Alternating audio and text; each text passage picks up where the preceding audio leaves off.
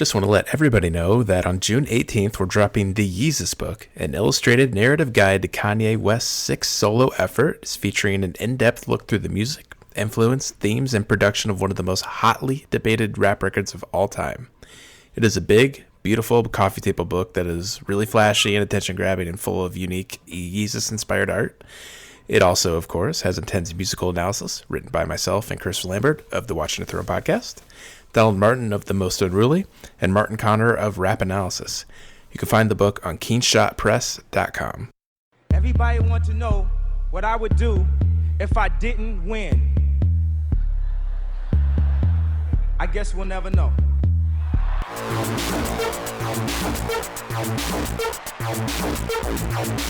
So keep it love, I don't get enough of it. Yeezus just rose again.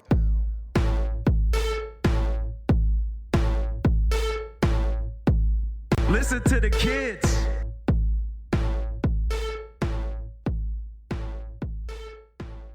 Welcome to Watching the Throne, a lyrical analysis of Kanye West. My name's Chris Lambert, and today we're doing a StorYe with Deezie Brown. Yo, what's up? What's up, everybody? Introduce yourself, let everybody know. Yeah, for sure. My name's Deezie Brown. I'm originally from Bastrop, Texas. I reside now in Austin, Texas, and I'm an inspiring artist and a huge fan of Kanye West. And I've been doing music for about all of my life, I guess. But, it's going and it's flowing well. But, if you do follow my music or don't follow me, just type in D-E-E-Z-I-E, Deezie Brown. And you can get to know me a little bit better. Yeah, and I came across Deezie from the South by Southwest listings. And I was just like, Austin rapper. And put on his album Judith. And, I'm not trying to hyperbolize this, but it's the closest album I've felt to what I felt with listening to Kanye from anybody else. You're making me blush. Yeah, it's just just from the soundscape to the lyrics to everything it's doing, I'm just like, fuck, this is what I want from music. For sure. Yeah, a lot of people don't realize. I mean, I did a lot of studying, man. I broke My Beautiful Dark Twisted Fantasy down, to a T, and I listened to the elements, and so that's kind of why it sounds like that. It sounds like Kanye's little minion brother or something. But I had fun with the project, so I really appreciate you jamming it and listening to it.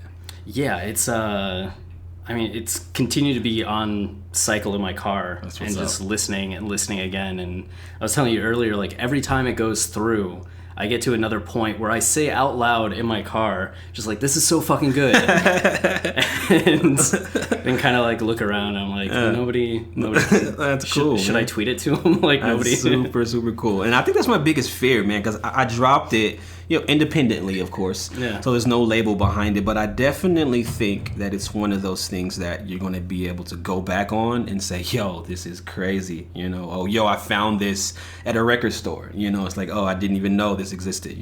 This cat resembles Kanye. So I'm satisfied with it. Well, and it sounds like something, I feel like there's a general sound that we're used to in hip-hop these days, just in pop music in general. Yep, for sure. And this album doesn't get into any of that to me. It's very much in that My Beautiful Dark Twisted Fantasy phase of feeling baroque and out of time and place. Yeah, and I think that's what I focused on. I don't listen to the radio at all, so I don't know what's trending. I don't know what's going on. I basically just study that album and try to figure out ways to keep myself in my own lane, but kind of still blend it what was going on at the time, just as far as Kendrick and all the other rappers and the flow patterns and the styles, So I mean that was a really huge key point for me, which is kind of building my own space and then mixing it with all of the elements I learned from that album. So that's kind of where it went and where I got it from. Well, so when you were breaking My Beautiful Dark Twisted Fantasy down to its elements, what surprised you? Because you had been a fan of the album, obviously, before. Yeah. When I listened to that album, it made me feel like I had never heard anything like that before. You know what I'm saying? From the opera sounds and the guitars coming in out of nowhere. I had never heard or seen, just the visuals. I had never seen anything like that before. So I was super inspired, man. And it took me 2 years to finish that album just because I wanted every single element in my brain to come out onto the project, man. So it's kind of hard to explain, man, but I don't know. It was definitely a process. It was a process, but I'm glad we got it going. So it's your own kind of beautiful, dark, twisted fantasy. Yeah, you could say that. You could say that. There's some 808 and Heartbreak vibes in there. There's all kinds of stuff in there, man. But yeah. Yeah. Was anything surprise you in that process? Where you're just like, I never thought about that regarding the album.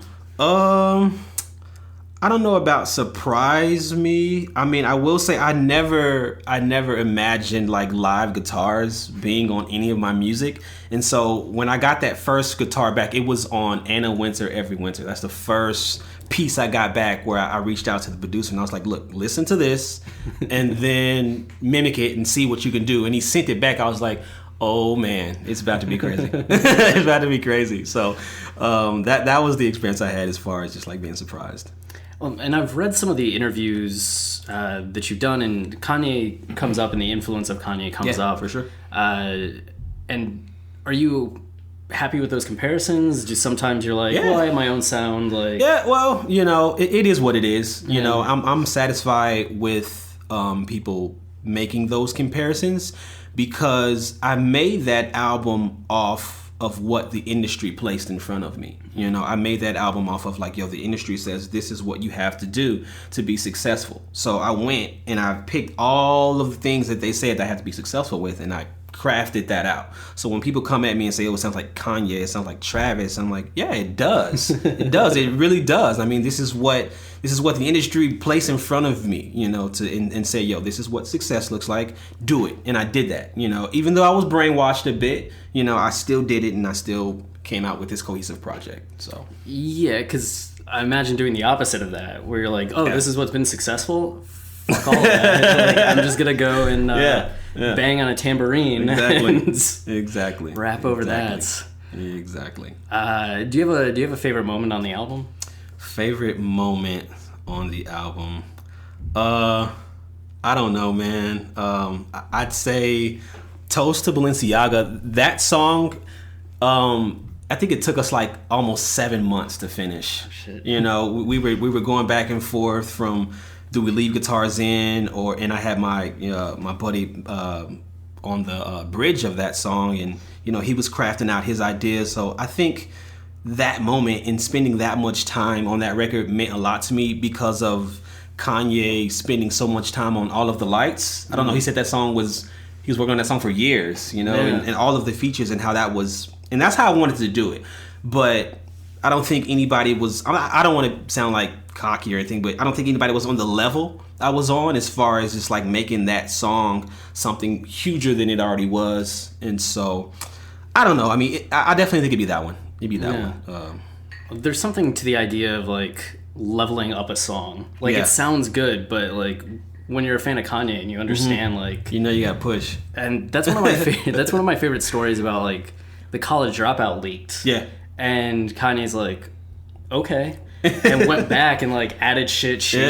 Like I never knew that till right now. Yeah, made it different. Wow. And then when it came out, and it was only like 2 weeks between when it leaked and when it actually came out, and he went back and added shit. Okay, so that probably explains like the interlude at the end and stuff like that. That's crazy. Okay. Yeah, and it's funny to think like, he went and was like, okay, this is okay, and now people have that. I'm gonna give him something. Yeah. I'm gonna give him something next level. Exactly. Man. And so where in the process of this album, in terms of your career, would you kind of place it? It's the first kind of major like solo album for you.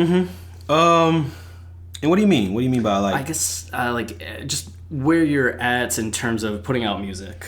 Is this kind of like the introduction for like the larger... Yeah, okay, I see what you're saying. Yeah, this is more of an intro. I definitely wanted to do an album like this just to see if I could do it.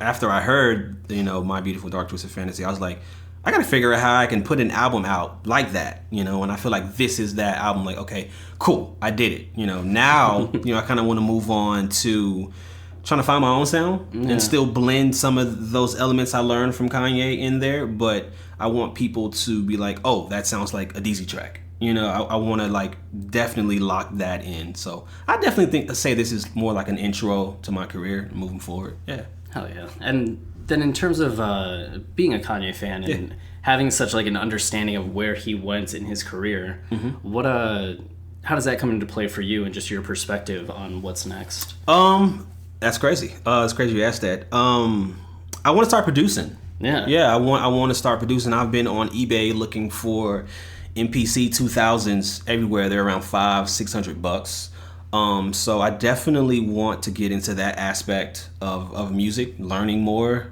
you know. So I think that's kind of where I want to go. Yeah, it seems like a... Yeah, it's definitely, as I'm looking on YouTube, it's not easy, you know.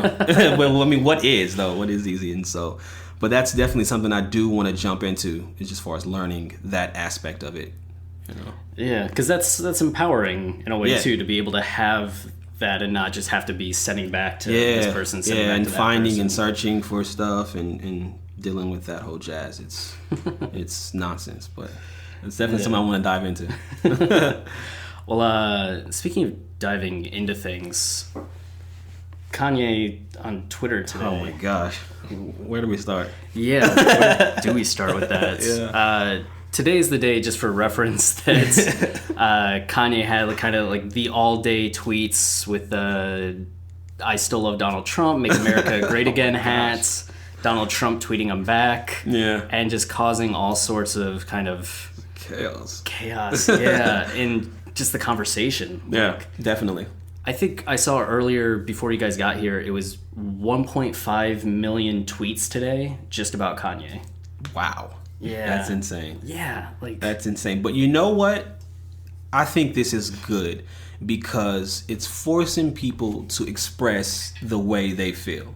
And that's what it should be about. You know, a lot of people are not going to like Kanye. A lot of people will like Kanye, but you're forcing people to talk and voice, you know, their voice. You know, we have this right to say whatever we want to say. And he's basically giving us reasons to talk. It's like, yo, if you love it, you love it. You hate it, who cares? Voice it, say it. You know, you have a voice. You are a creator. You're an artist. You are whatever you are. Voice whatever you have to voice right here, right now. I'm giving you the opportunity. And I think that's the cool thing about it. Yeah, it's one of those things where it's like when you put it in the frame of politics and the current political climate, you can see why people would be freaking out about this or that, sometimes over dramatically. Yeah. But when you put it in the frame of just like day-to-day life, being empowered as a creative artist, as somebody that's like working and living, it has an entirely different meaning about feeling that kind of empowerment. That's very true. I definitely will agree with you on that one. I don't know. I mean, and there's some things in there that I don't think people understand. I think they're reading it from this bottom line and not looking at it as the bigger picture of things. You know, when you think Kanye, you got to be thinking way out. You can't be thinking right now, because if you're thinking right now, then he's going to lose you. And I think that's what's happening. I think that's where people are becoming lost. It's like, oh, what? He's wearing a Make America, what is it, great again? I don't even know what the hat says.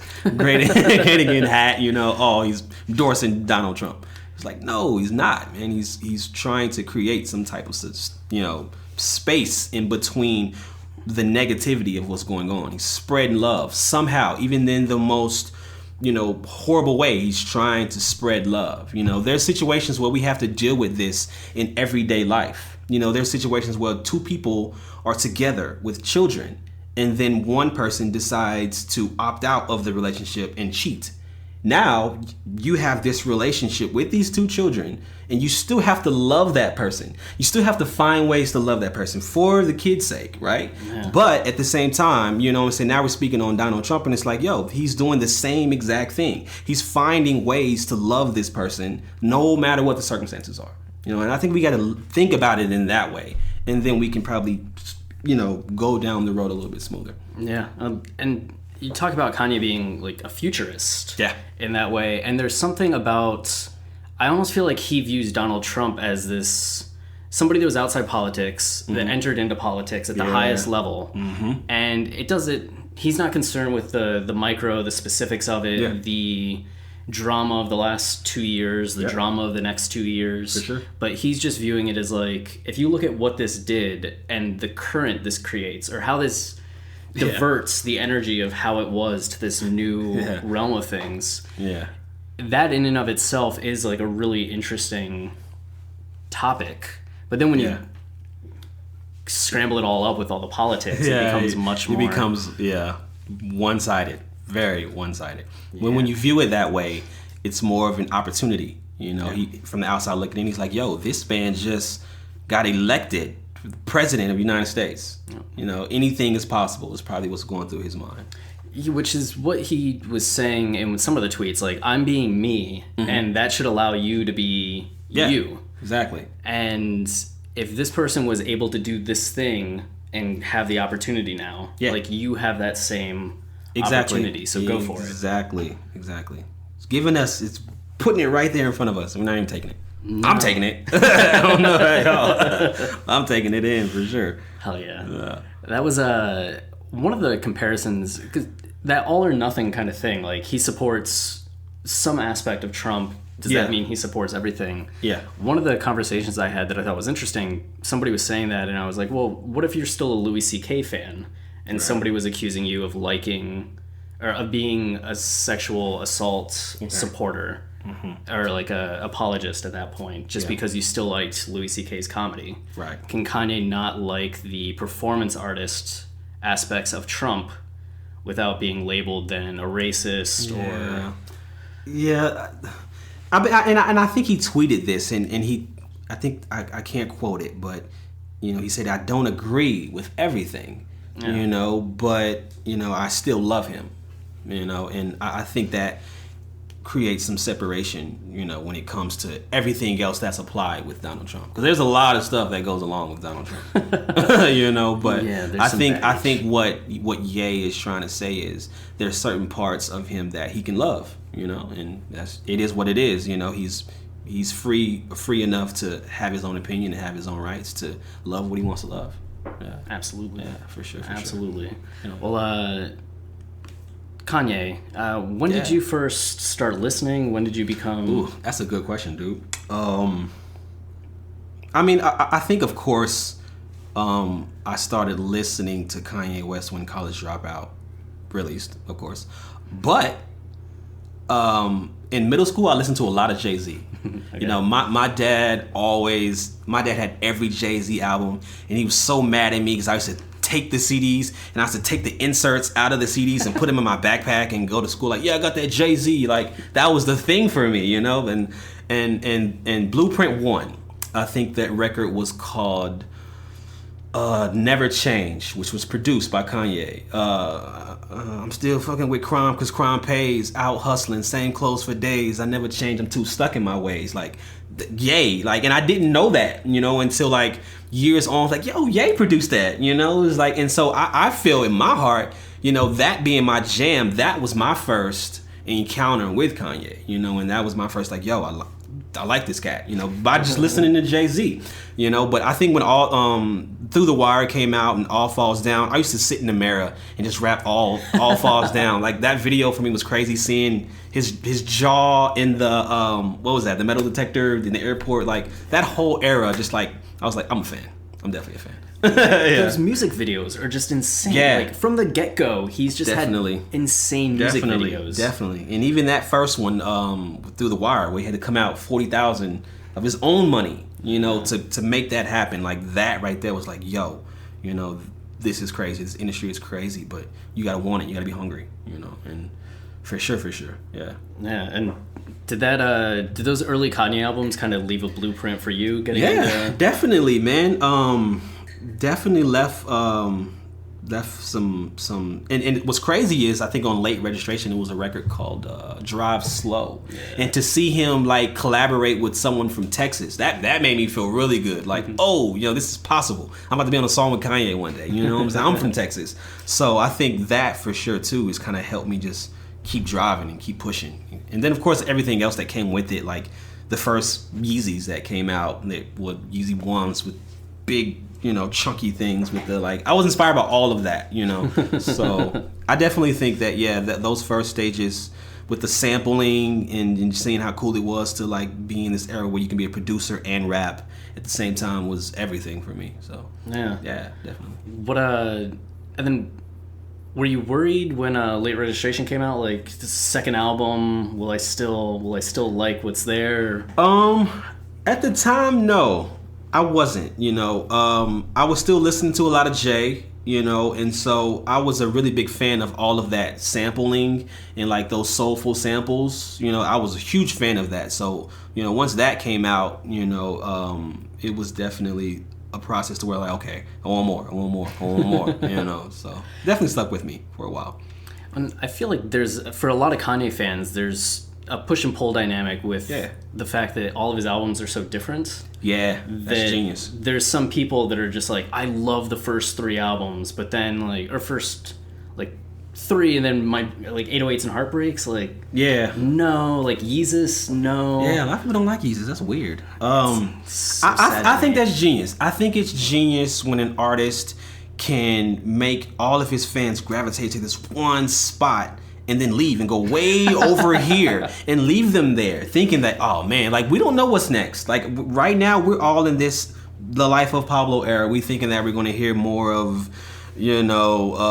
Wolves or what was the second record? I can't even think of what it was called. Father Search My Hands. That stuff like that. Right now, that's what we're thinking. We don't know what we're gonna get, and I think that's the coolest thing ever. And Kendrick does that a lot too. Kendrick does that well. He brings his fans here, and then he'll go way over here, and then you just go running right over to where he is. And I think that's genius. Honestly, that's super genius. Because I feel like a lot of musicians will just get their style. And then that's just what they keep. And they'll just go with it. And that's cool, but that's boring.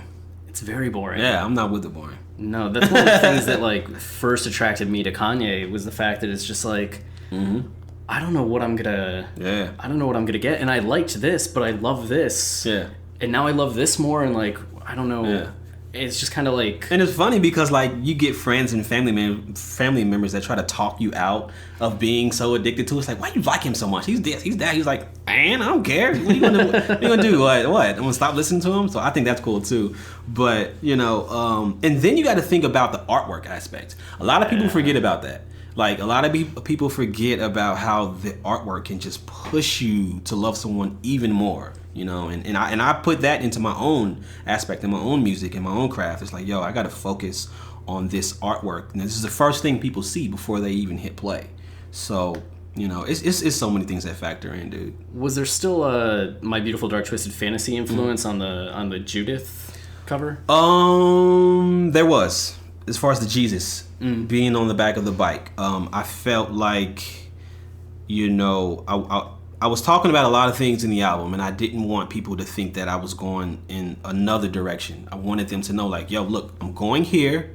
Jesus is with me. I don't know where I'm going. That's why he's with me. I don't know. I'm saying a lot of stuff. I'm speaking on a lot of topics, but he's with me and he's going to guide the way. And I think I learned that from listening, to Power and seeing, all of the artwork and everything that went along with My Beautiful Dark Twisted Fantasy. Yeah, it really sets a tone. Yeah. The head with the sword through it. Yeah, that probably will forever be his. What is it? I don't even know what it's called. His Twitter photo. Yeah, is that still lit, or did he change it? Yeah, no, it's still that. Yeah, it'll probably stay lit forever. Yeah, it's so good. Yeah, it definitely is. If I keep thinking do I want that as a tattoo? I've never thought of that, but that's clutch. That'd be. I've seen some cool ones too that are more geometric. Oh, okay. And I'm just I kind of want it. Yeah. I kind of want it. For sure. And the Judith art, it's cool because it looks like it's going to be flat, but there's a little dimensionality to it. As far as the hard copy or the painting? The painting.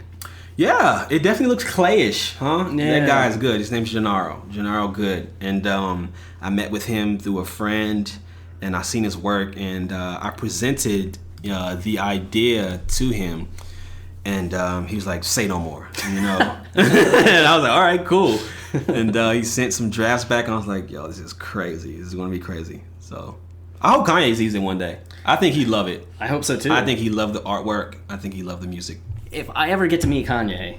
You got to get him. We need to give him an extra CD. I'm just going to be like, yo, yay. By the way, yeah. You're looking for music. Exactly. I got an album for you. For sure. When the album itself, the CD, has that kind of Yeezus influence. Yeah, definitely with the clear or transparent backing. That for me, when I seen that on Yeezus, I was like, I don't care. I'm gonna do it. It may be a bite, it may be a copy, but I'm gonna do it. I'm gonna figure out. And I think the craziest things, the smallest things that get you. It's like I don't care about anything. I just want the transparent stickers. That was everything for me. Like seeing the back of his album and seeing like he put a bunch of stuff on there that you didn't even have to put. But it was the most creative thing to me, you know. And when I was searching and I found that, I was like, nope, doing it. Don't care. You can say what you want to say, but I'm doing it. And yeah, so that definitely had a lot of Yeezus influences to it. Yeah. You're the first, I mean, I don't see a lot of CDs these days, but that's the first one that I've seen that's kind of had a twist on the Yeezus cover. And now Post Malone's just done a twist on the Yeezus cover. Have you seen Vince Staples? I haven't. Has the same influences as well. It's transparent and then it has the fish in the middle. Check it out after this interview. And I seen that and I was like, all right, well, he copied first. So I'm gonna copy then, and it doesn't make me a copycat. But yeah, man, I mean, it's Kanye, so you get a pass. Yeah, he's just like, do whatever. Yeah, definitely. Like, he puts all of this out here for us, and that's what people forget. Like, this man is paving the way, you know, for us creators to be able to express ourselves and do what we want to do. Yeah. So what he just had a tweet the other day that was, it doesn't matter where you take it from, it matters where you take it to. Yeah. Which then led to some controversy because apparently there's this group that says that he based Yeezus off a Wild EP. Oh wow, I didn't know that. And took imagery from this guy's like artwork, Uncle Luke. I need to research that. Yeah, Uncle Luke. That sounds like the guy from Florida. No, I'd never heard of that. I'm gonna have to research that. But you got to think about that. Like, you have to be influenced by something or somebody. There's no immaculate conception. Exactly. You know, a lot of people, you know, confuse that. But for me, I put Kanye in a cup. I put Jay-Z in a cup with a splash of Kendrick and a little bit of Travis, and I stirred it up and I made an album. You know, I'm not afraid to say that. It's just how you display it and the creative spin you put on it afterwards. Yeah. That's all that matters. There's never a time that I've listened to the album where I've been like, stole that. Yeah, for sure. And then what's crazy is that, not to toot my own horn, but I'm good at it. I'm good at studying this dude, you know, that no one's going to be brave enough to do it. No one's going to be brave enough to say, I'm going to make a song that sounds like some Kanye. You know, and if they do, it's going to sound like, you know, Click or something like that. That's a little bit more left. You know, it's not going to sound like, you know, Power or something in those lines. So, is there an album you can think of that's like in the vein of My Beautiful Dark Twisted Fantasy? No, I don't think I've heard that. There's not. But I don't know if you've heard Vince Staples' album. It resembles, in my opinion, it resembles Yeezus. Okay. Not from the lyricism, but more so from the bravery in the production and where he went. I felt like he jammed a little bit of Kanye before he crafted it and said, okay, I'm brave enough to do this, you know, and he went in with it. So that's the closest thing I've heard, honestly. I need to listen to more Vince Staples. I like him. Yeah. I like him because he's himself. He's confident, you know, he's gonna say whatever he wants to say. And I love that. I love that in an artist. So. I saw he had that Kickstarter set up. That was hilarious. Like, if you donate, what is it, $2 million? Yeah. If not, then shut the fuck up and let me do it. Yeah. What did it raise? Like $7,000. Oh, I didn't even know that. There was a real GoFundMe page for it. Yeah. Wow, did not know that. Yeah, it didn't get close though. It didn't get anywhere. I'm sure it didn't. I'm sure. Which I kind of wish. It did. I want to see more, but then part of me is just like, what would have happened? Yeah, exactly. And then you got to take it back. Since we're on that conversation, you got to take it back and say, are you brave enough to do that? Remember when Kanye and 50 went at it and he said he was going to retire if Kanye beat him? And then he's like, oh, well, people say stuff all the time. Like, no, you need to retire right now. You know what I'm saying? So hang it up. Give me your mic. It's all for, bringing people in. And, you know how that goes. Yeah, what a feud that was where they're like hugging and like laughing. That was super fun. I remember that like it was yesterday. I was in college. I was a freshman. Did not want to be there at all. I think graduation had just dropped, and I was like, I am out of here. I'm out. This album is crazy. I'm done. So, yeah, man, it's crazy. What stood out for you on graduation? Because that was different in a lot of ways to I the think previous I albums. think the creative part of him just traveling, and I think he found like some samples in Africa. I think Common came up on it first, and then like Common passed on something and gave it to him. Like that creative part, man, of like just traveling and finding different things as you maneuver through your journey was crazy for me, man. The artwork was crazy, the sampling was crazy. Everything about that one. Like that's definitely my second favorite album, for sure. Nice. Yeah, Big Brother, I Wonder, all that, man. It was Good Morning. Jeez, I can go on forever. So as a big like Jay-Z fan too, when you heard Big Brother for the first time, were you like, yeah, because you don't hear artists being that honest. Yeah. You know, and I mean J. Cole does it a lot now. I think he's one of the more honest rappers that's not afraid to voice his opinion to other artists and other inspirations. But Kanye really originated that. You know, people were beefing and making diss tracks, but you never really heard someone come on a record and idolize and say, yo, I love this cat, you know, this is what we've been through, this is how I feel about him, this is my big brother, you know. So that was everything to me, and especially what's going on now with them. Yeah. You know, and you know, you got to just say, go back and listen to it and kind of just like try to apply those things to now, which is hard, but heck, you know, it is what it is. I'd like to see what would happen if they were both sitting in a room and you just played that album on repeats. Yeah. Or that record on repeat. Yeah. And just let them... And I was watching a Jay-Z interview last week. The Letterman one?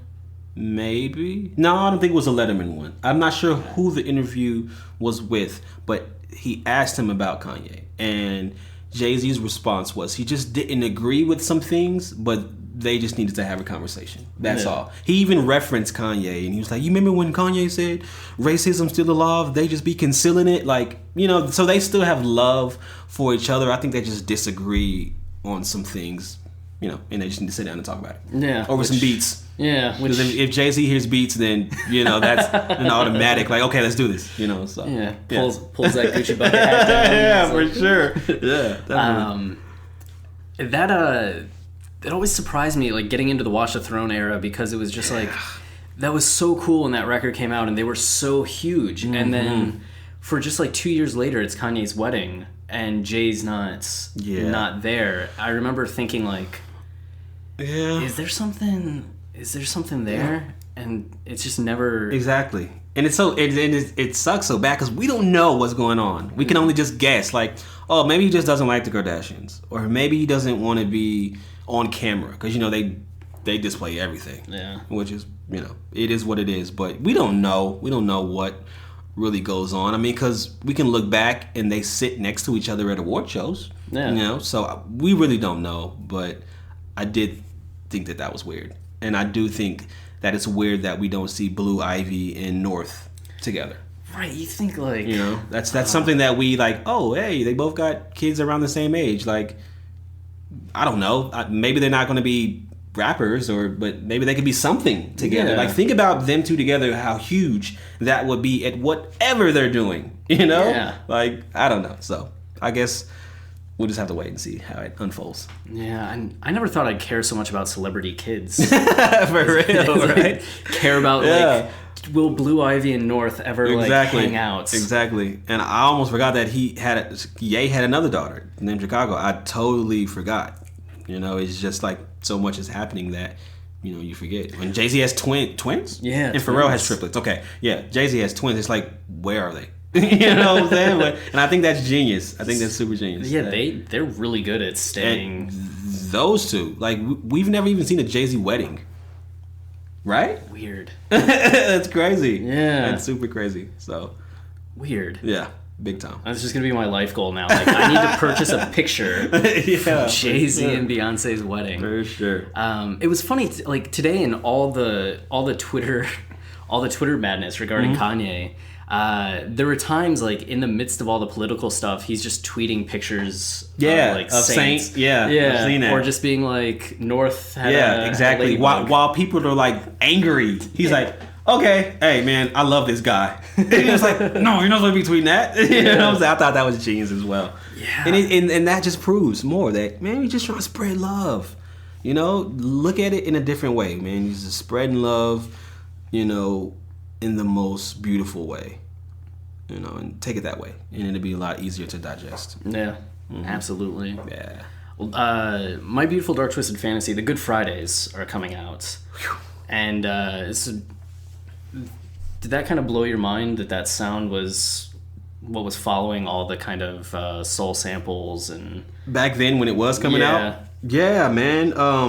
I love that era. I think I was a more of a huge fan of just like layering the drums underneath the records. Like he was sampling like Ghostface Killer and layering those shake that body, let body, and layering those drums under there was so genius to me, and I've yet to figure out how to pull that off. And next album, that's where I'm trying to get. I'm trying to go back digging in the sample era and try to figure out how to do that. But man, that was everything for me. That's gonna be pretty odd. Like that's your like odyssey. That's my goal. I've been listening to Wu-Tang since Monday, trying to just figure out where I want to go. I've never listened to Wu-Tang before. I'm not afraid to say that. Yeah. I've never listened to him before just because my dad never had those albums. He had a lot of Jay-Z albums. He had a lot of UGK albums, and that's kind of what I came up on. So now I'm able to go back and do my research, and that's kind of where I want to go with it. Nice. Mm-hmm. That's I know I sat down at some point and listened to all of Wu-Tang, but it never. I haven't gone back to it at all. Mm-hmm. And who's the Cleveland guys? I know you got Raekwon. I know you got Ghostface Killer. I know you got. You want to chime in, Eric? Inspector Dag. There you go. Not you know. You got. You got the RZA. RZA. The Jizza. What's Redman, Method Man. Mm-hmm. I'm thinking of another group that's out of Cleveland. There was like two guys, Bone Thugs and Harmony. Oh, dude, that's who. You know what's that's I crazy? always You think say about that. Together. That is crazy. You just said that. Like that was my very first cassette tape. Really, dude. I was 6 years old, man, and that song used to come on the radio. Meet me at the crossroads, you won't be lonely, and I used to sing it all the time, man. And I came home and my mom had this tape. She's like, "Here, I got you something," and I looked at it, I was like, "What? I got a tape!" And she bought me a cassette player along with it, man. I was jamming that thing in, and I never forget, man. I was in 3rd grade, and this was back when you had the little Walkmans, and you put the tape in, and it'll read you a book. And you're supposed to be reading the book to the tape. And me and my friends said, "Time with that, man." We put the Bone Thug in there. And we were just like reading the book, man. And my teacher took it, and I never got it back, man. What? I was pissed. It's crazy you bring up Bone Thugs, though. That was my first introduction into music. Wow. Yeah, so that's crazy. Wow. That was crazy. And on the cassettes. On the cassette. I'm speaking my age right now. I'm trying to think what cassettes I had. I had like Disney movie cassettes. Yeah. And like there was a girl I was trying to in 4th grade. I had a crush on a girl and she loved Spice Girls. Oh so man, I remember like, that. the Spice Girls cassettes. For sure. And I was like rocking that. Man, that's crazy. That is crazy. It worked. It worked. We found the common ground. For sure. God, I can dig that. My first CD was TLC Don't Go Chasing Waterfalls. Wow. But like the single. So it's just like 4 different versions of Waterfalls. Wow. You know, it's crazy you bring up singles. I think my second tape was the Marshall Mathers EP. I think it was a demo to it though. Some guy was just handing them out at the parade. Whoa. And I had jammed it. I never told my parents I had it though. It was some bad stuff in there. So I just jammed it on my own time, man. I never forget that. Yeah, those early days of Eminem and like being a kid that had that album. Like can't let my parents hear this at all. Dude. And then like I think when I was coming up, it was all about who could spit the nowadays everybody want to talk, but they got something to say whenever it comes out when they move their lips. Like whoever could do that was the man, you know what I'm saying? And I studied it to the T. Yeah. So it's crazy. Remember being in middle school and just seeing kids that could like rap along with it, being like, "Oh wow." Yeah. Nah, I couldn't rap, but I knew that hook right there. I knew that one for sure. Big time, man. Well, so My Beautiful Dark Twisted Fantasy comes out. What track stood out to you when it hit? Well, of course, when I heard Power, that was on the radio at the time, and when I heard Power, and when I heard him, and I'm a big fan of the word elements, and so when I heard him go into those elements, like, you know, singing, like playing the samples coming in, and then this will be a beautiful death. Like that for me, like hearing that extra. I never heard extra stuff like that in music. I never heard that much creativity. That for me, I was like, what is this? I don't know what this is, man. And then hearing the album just blew my mind, man. But I think Power stood out for me. And then when I actually got the album, I have it on vinyl too. I'm gonna brag about that. When I actually got the album, Devil in a New Dress was everything to me. That was one of the coldest Rick Ross verses of all time. It's so good. All time. And there was another one that I like. I like the whole album. Monster was good. Yeah. Yeah, I mean, of course the whole album, but Runaway. Runaway for me, I'm trying to see which record on Judith that I mimic. I can't remember, but I remember sending my producer like, "Yo, listen to Runaway again," and then just put a spin on it, Yeah. So that for me was everything. I'm a huge Pusha T fan as well. So, do you know the story behind Pusha T's verse on Runaway? no. So when they're all in Hawaii recording Okay, and remember that. writing everything and doing everything, Kanye's like, I need a verse from you for Runaway. Yeah. And Pusha gives him one as like, great. And, Sounds about right. Kanye looks at it and is like, no. He's like, go rewrite it. And he's like, douchier. Make it douchier. And Pusha goes and rewrites and comes back and he's like, here you go, man. And Kanye's like, no. Twice. Go rewrite it. Douchier. And it was something where like all day Pusha just had to keep going and like he made him just redo, and they're all playing basketball, they're all making music, and Pusha's just sitting there like writing, bringing it back, having to go back, rewrite. Wow. And he said that thing that was going on was that he had just ruined a relationship by being too much of like the celeb douchebag. Pusha or Ye? Pusha.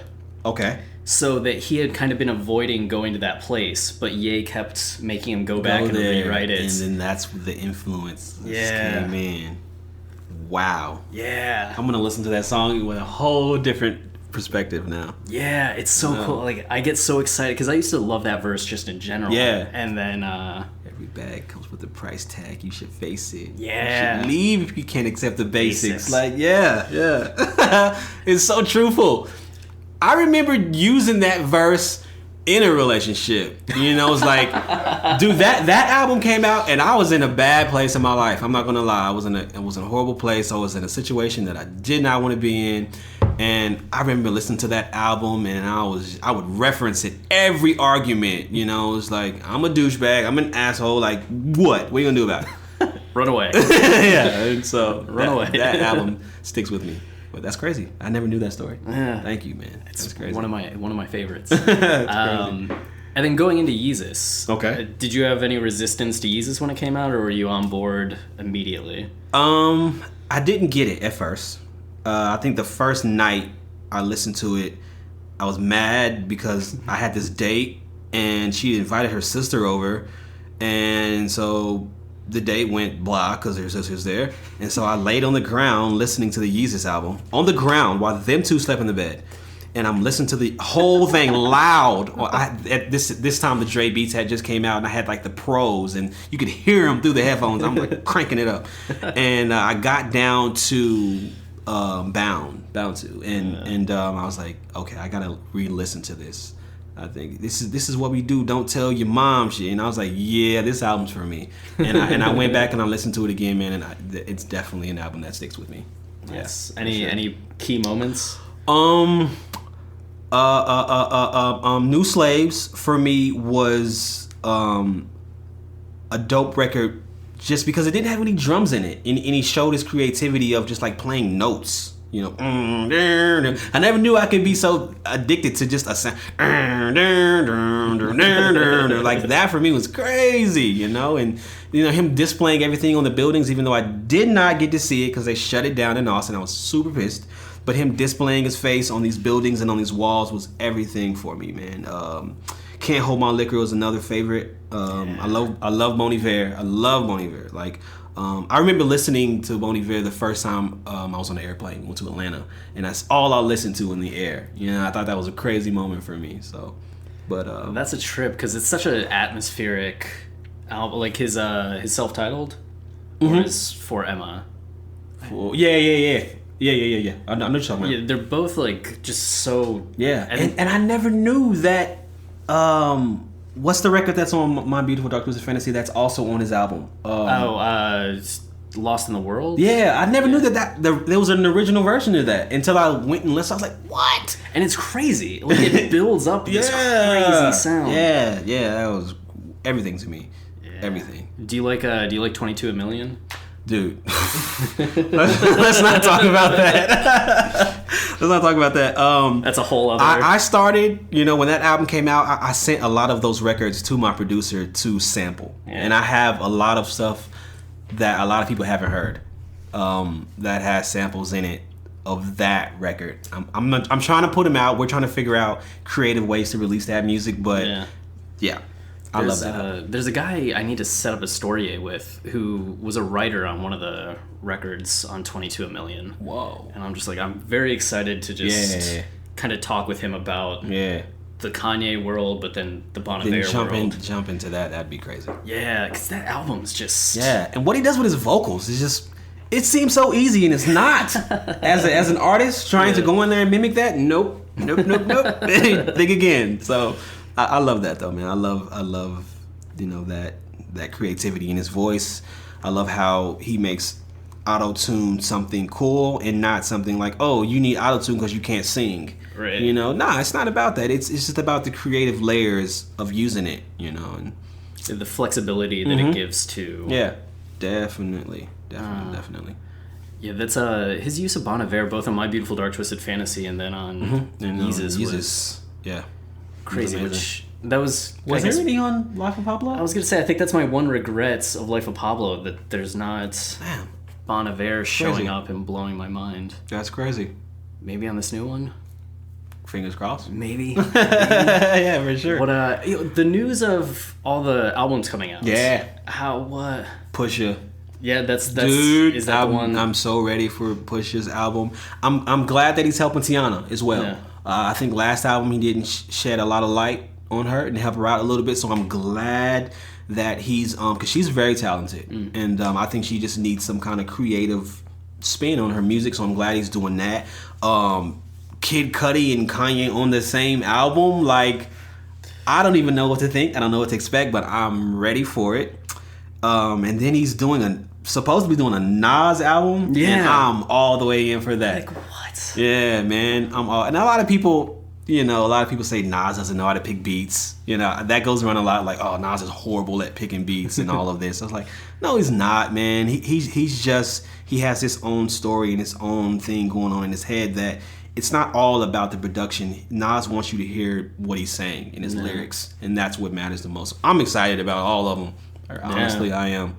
Yeah, because what's Kanye solo producing all of these is insane. Yeah, and just what's he do with Nas? Like, what's he do with Push? Yeah. That's my thing. Like, because Kanye is his specialty is soul samples. So I don't know. I have no idea. I'm just waiting, like the kid on Christmas, honestly. Push on a bunch of soul samples. On a soul, like you don't hear that a lot. I think we're used to hearing clips, and I think we're used to hearing Pusha on, Pharrell's records, and we're used to hearing. Although we do have, New God Flow had a Ghostface sample in it. Yeah. That was kind of a sample, but I don't think it was so much soulful. So I don't know. I have no clue, but I'm ready. I am ready. It's gonna be a good May. It's gonna be a good June. Yeah. And you know what's crazy is that he's dropping 2 albums in June, and my daughter's turning 2 in June. That was everything for me. You're just like, so he better stick with the plan. For real. Yeah, that's some nice synchronicity. Yeah, You're just you like stick with it. Here you go, like happy birthday! I got you these Kanye. Oh, I'm doing that. I'm definitely doing that. Hopefully, there's a physical. I like physical copies of things, which I bothered you guys about. Like, can I get the Judith CD? Yeah, definitely, man. Definitely, we were going to get that to you regardless. But there not being any Life of Pablo CD, I was just like, oh, wow, I never thought of that. And I think he tweeted that out, didn't he? I'm not doing any more hard copies. Yeah. Why? Like, give me the art. Give me that thing to have in my hands. We gotta just start just tweeting at him. Nonstop, on the hour, every hour. That's but I do love the fact that he kind of stuck to his guns with the Yeezus case, where he's like, "This is the death of the album." Yeah. Or the death of the CD. Of the CD. And then he just boom. You're like, well, I admire your conviction, but can I just get it? Yeah, man. A vinyl or something. Give me something. Yeah. What you eventually like got into Yeezus and liked Yeezus when Life of Pablo came out. Same kind of Yeezus response or more Beautiful Dark Twisted Fantasy? I think the Life of Pablo was a little bit more different because he released Shoes with it, and I'm a big shoe connoisseur, and I think that made me like it even more. You know, just seeing the way that he released everything together. That first record I played it on repeat for a while. You know, it touched me. You know, it definitely touched me. And hearing that choir build up, you know what I'm saying? And you kind of got to hear this Kanye that you never heard before, you know, and that was everything for me, you know, and then going into track 2 and then taking that, because it was built off a sample. And then it went into Designer, you know, Designer's record, which was very creative for me. But I definitely think it was a little bit different than listening to Yeezus. I wouldn't say Yeezus was hard to digest. I definitely think it was just like trying to get used to something different. Yeah. And that's all it was. Because once I got used to it, oh boy, it was bad, you know. And Kanye, that was an era for him in Yeezus where it was like, I think he said like, oh, y'all don't want to let me play? All right, well, you better hope the ball doesn't roll to me or I'm going to keep shooting. You know what I'm saying? And that for me was like, all right, cool. Yeah, this is me. Like, if you don't like my music, if you don't like me, then whatever. I'm still going to keep doing it. And I was in that era of life. So it helped me get through that time. So yeah, it's funny how Kanye albums are so kind of era driven in our own lives. Yeah. Like you can think of each album and think about like this period where of your you life. were. Yeah. Where you were, man. And it's almost never the same. Yeah, definitely. And that's crazy. Even in your attire. You know, even in like the way, you know, you dress at the time. Like, you know, I've always like mimicked him and tried to be like him in all kinds of stuff. And, you know, if you listen to, I don't know, Graduation, you know, you be wearing shutter shades and you know, and stuff like that. And then you listen to Yeezus and you're wearing skinny leather joggers. You know what I'm saying? So it's definitely a process, man. But I think he does that well. And now you're wearing sweatshirts and shorts with Wave Runners. Like he definitely pushes you to be, you know, more comfortable with yourself. Since I got the first pair of Yeezys, I feel like if I just have on like a t-shirt and gym shorts and I put on the Yeezys, no matter what you wear. Yeah, like I'm suddenly like a little bit more like fashionable. Exactly. And the gift, and we talked about this earlier in the gift and curse of it, is like it's a conversation starter. You know, people will come up and admire that you have a pair of X amount of dollars sneakers on, and that makes two strangers talk to each other. You know, and look at what that's creating. He's spreading love through his attire, through his sneakers, you know, without even have to do anything. Like, that's the big picture of everything. So it's crazy. Like the music brings people together, the fashion brings people together, and that shows just the potential that these things have. They're not just products. I mean, they can be. Yeah, that's true. But like, they can be.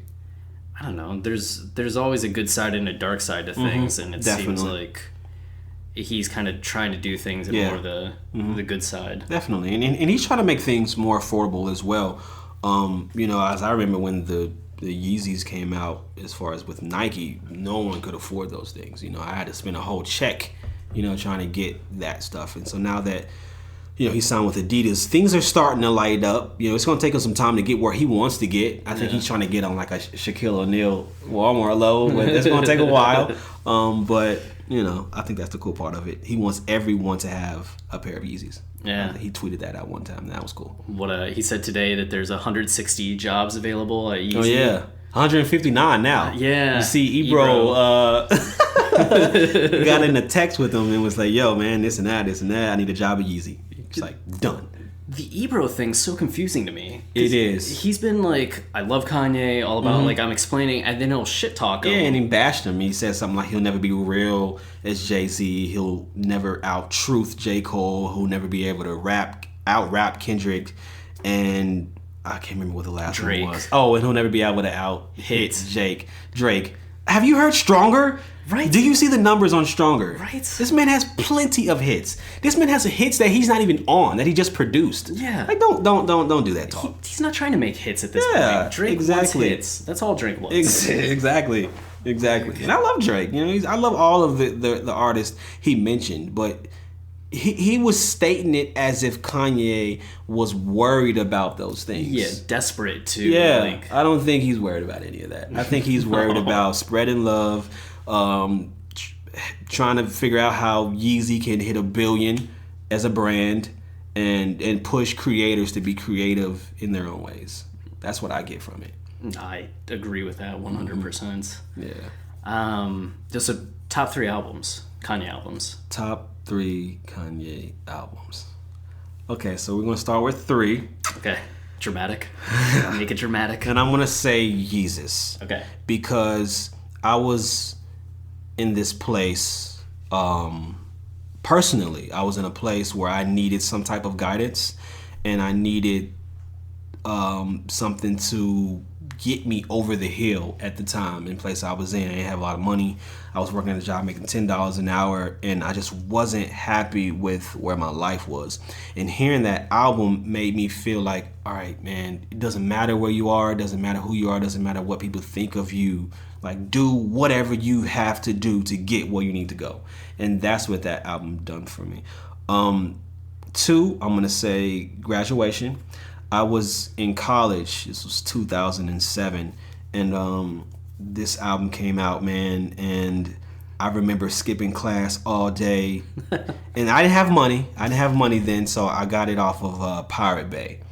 And those that are not familiar with Pirate Bay, is the site where you could, yeah. Anyway, and I got the album there, and I jammed it, man, and everything from it, from start to finish, was everything to me, man. I eventually dropped out after a half a semester, and started pursuing my music because of that album itself, and especially the artwork from Takashi. It was everything.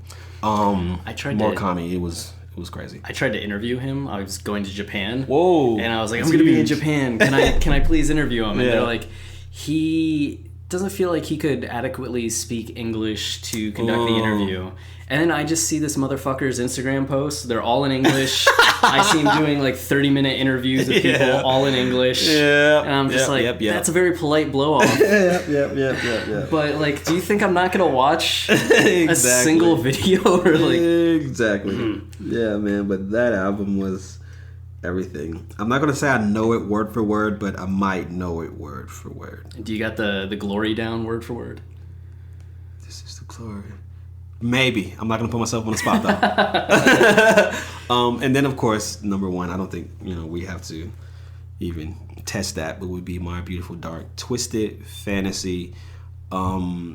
Just because of where it took me as an artist and how it made me feel as an individual and a listener. I had never heard anything like that. It was next level. He implicated choirs. He implicated different samples. It took me forever to even know that was Nicki Minaj at the beginning of the album. To the features he chose, and getting Raekwon and people of that era on the album, to the guitars and the pianos and the short film, and him raising the doors on, what was that, a Diablo, and getting out and picking up whatever he picked up, Bird, whatever it was, his fantasy, and just seeing that, man, as an artist, and playing the MPC and her dancing and them grooving to it was everything for me, man. And that sold me as an artist and made me want to continue to pursue music and look to him as an advisor, or look to him, as you said, a blueprint of where I wanted to go as an artist. And that's why that will probably be my favorite album of all time forever. Yeah, because that's something really, especially at the point that you're at where 3 years earlier you make the decision to leave school. You're like, I'm pursuing music full time. And you already have the inspiration in your head of College Dropout, Late Registration, Graduation, all the other guys. But Kanye's kind of that next level ahead of the curve when it comes to all the production stuff. Definitely. And then when you hear My Beautiful Dark Twisted Fantasy, it's like whatever ceiling you thought that was there, or whatever height you thought you had to get to, there's now suddenly like a whole other galaxy that you have to get into. Definitely, and it's crazy, man. It's crazy. Everything that was put into it, you know, and going back and doing your research and reading up on everything that he did as far as crafting that body of work together. It was just everything, man. It was everything to me. And I will always use that as a base of like, all right, what can I do, you know, not to steal, but what can I do to, you know, push the envelope a little bit. Yeah, I've been writing poetry since I was 14. Oh, wow. And that's how I started rapping, actually. Yeah. The poetry, second grade, we were practicing poetry and making words rhyme at the time, and that's when I was like, I like this. I like this, so that's great. I like that. I like that little moment. Make words rhyme at the time. Oh wow! Like, you know, hey, you know, busting into the rhyme right there. I'm in my yay mode here. But like T.S. Eliot's The Wasteland, I just constantly go back and everything I'm writing, I'm like, where can I pull from The Wasteland? Gotcha. Or how is this compared to The Wasteland? And it's nice to kind of have that thing that's your greatest opponent. Yeah. That you're always going to come back to. Like, Definitely. Can I top you? Can I top you? Definitely. And I think that's going to be hard to top Judith. I think right now that's my biggest fear.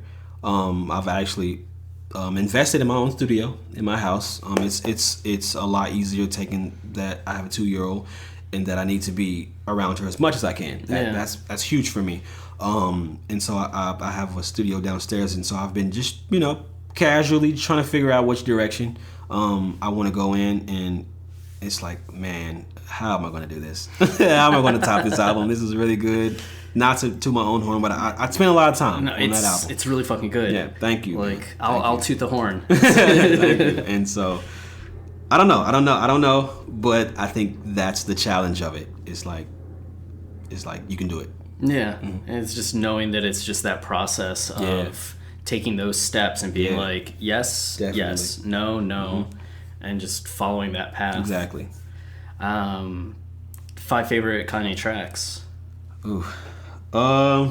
Could be top 5, or it could just be 5. I don't know top 5. I'm just gonna like randomly throw them out there. How about this? How about I start from? I'm gonna say All Falls Down. That kind of like put me in a perspective as an artist. Drive Slow. That one for me, hearing Paul Wall and GOC on that record was everything. And I remember me and my cousin used to laugh at. He said something about how many TVs he had in his car, and GLC was like, that don't make no sense. So we used to laugh like crazy at that. What else? Big Brother was definitely a top one for me. What was that? In the night, I hear him call. What was that? What was the only story ever told? Somewhere far along this world, and lost his soul. Woman so heartless is for. I knew it. I knew it would get there. Yeah, the visuals to that were everything. Hype Williams. I'm gonna name 6. I know I was supposed to name 5, and I'm gonna name 6 because there's no way I could leave out "Devil in a New Dress." That record, was everything to me, man. The sample and everything. And I'm gonna go with my number 1 track would be "Runaway." Just because I used to listen to that song, man, when I was in a place where I felt like giving up, period. Not even on music, period. I didn't want to do it, man. And I used to listen to that song, man, and I was like, it is okay, man. You're good. Like, you're good. Everything's going to be fine. You got to keep pushing. You got to keep going to where you want to go, man. And hey, I'm here. I got an album out, got a beautiful daughter, I got a family, and it paid off. Yeah, it's amazing, like, as dark as things can seem at times, when you just give it time. Yeah. And just give it space. Definitely. How you can come through and be like, this is where I'm at now. This is nice. For sure. But at the time, it's really... Oh my gosh, it was shitty. Yeah, it was, man. But yeah, we made it. Yeah, we made it. Yeah, we made it, man. Yeah, dude, definitely. Speaking of making it, I think we made it to the last call. So you get your uninterrupted period of time to say whatever you want to say about anything you want to say. You could talk about. I'm gonna just ramble. Yeah, first thing I'm gonna say is, I've been a fan of Kanye for a long time, since I want to say 8th grade. Hearing, Through the Wire and All Falls Down and things like that.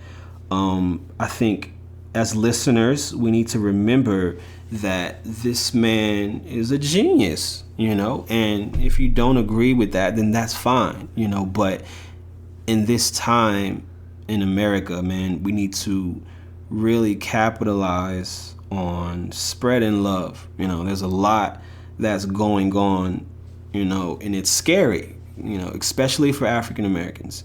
And we just need to remember that if someone is trying to spread love, then essentially just let them create in their own space and in their own zone, and not judge from what you see, but judge from the bigger picture and the bigger sides of things. You may not agree with everything that they're doing. And I'm speaking not even only on Kanye. I'm speaking on anything in life. Like, continue to accept people, for what they are and who they are, even if you don't agree with them, man. Find aspects and different small things about them and traits to love, Another thing I want to say is I got a pretty sweet album out called Judith, and I'd like for everybody to listen to it. If you haven't, just go to Spotify or go to iTunes or go to SoundCloud or go to whatever it is you have, Tidal, which I would prefer, and type in Deezie Brown. The album is entitled Judith. I worked on it for 2 years and it's out, and I want you to listen to it. And if you don't like it, I want you to send it to somebody that might like it. And if they don't like it, I want you to tell them to send it to somebody that might like it. Another thing I want to say, and I'm going to close out, is I'm working on a new album. It is called, I don't know what it's called yet. Actually, I do, but I don't want to say it yet, just because I changed my mind a lot. And I hope that you guys remain fans and remain, loyal to the music you love. Continue to listen to Kanye. Continue to, stay loyal to the things that you believe in. Continue to create and continue to spread love. Most importantly, because tomorrow is not promised, man, and we have to remember that this life we live in is extremely short, and you want to do the best that you can while you are here. Signing off, my name is Deezie Brown, and this is the Kanye Podcast.